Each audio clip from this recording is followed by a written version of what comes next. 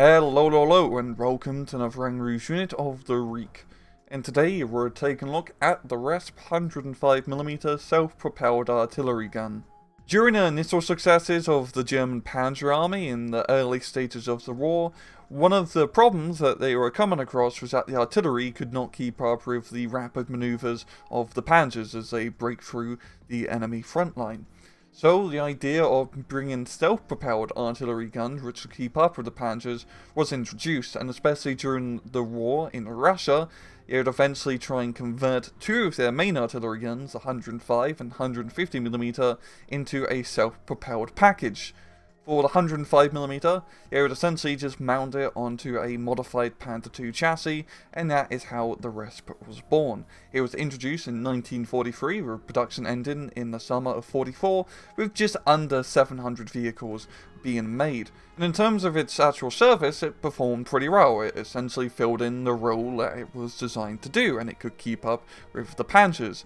One of the major issues was that its lack of ammunition due to a rather small chassis that the gun was located in compared to other SPGs of the time. In-game, the Wespe 105mm is a 105-point SPG, available to 5th Panzer, 16th Panzer, 20th Panzer, Panzerlehr, Hermann Göring Panzer, 5th SS Panzer, 12th SS Panzer, and a Romanian 4th Mountain Infantry.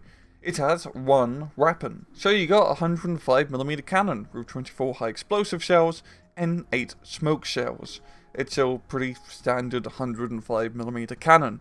It does pretty good damage. Not the best damage, but not the worst either. Down to miscellaneous stats, has 30mm of front armor, reek top armor, 10mm on the side, and 5 on the back. It does have a radio. It goes 29km off-road, 40km on the road, has medium stealth, and good optics. So in battle, I am very much a big fan of self-propelled artillery guns. And that's due to the simple fact is that if you do just a little bit of micro, they essentially can't die. Because if you just relocate the gun after every 1 or 2 barrages, it's almost impossible to counter batteries such SPGs such as the Wespe.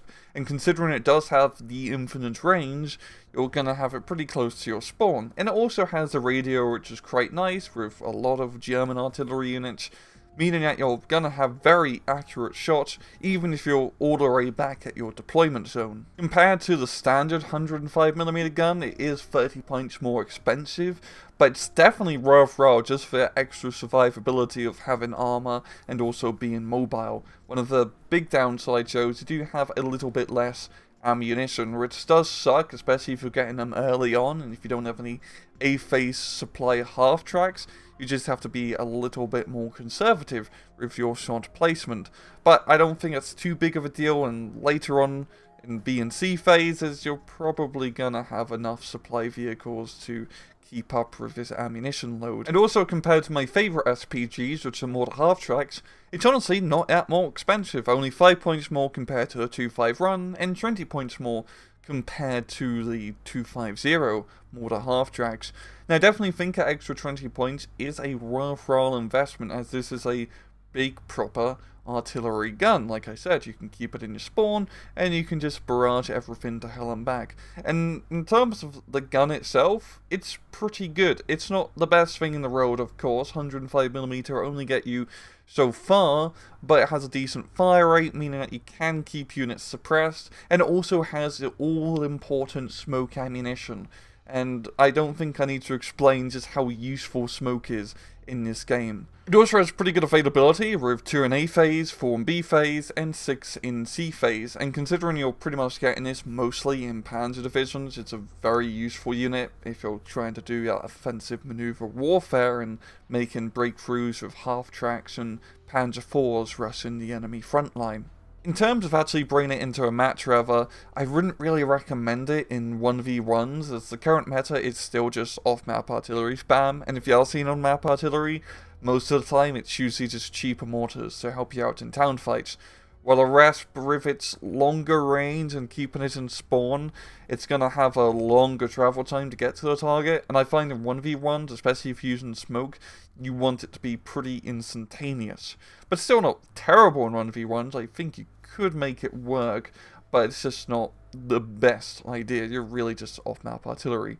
In terms of team games, rather, especially 4v4s and 10v10s, hell yeah, in the counter artillery spam those matches are, I mean, self-propelled artillery is pretty much a no-brainer, especially if it has radios. Overall, the Wespe is quite nice. It's reasonably priced, has a reasonable gun, and it's mobile and armoured. What's not to love about it? And well, I'm going to leave it off at that. This has been another Rang Rouge unit of the week. I hope you guys enjoyed the video, and as usual, please just take it easy.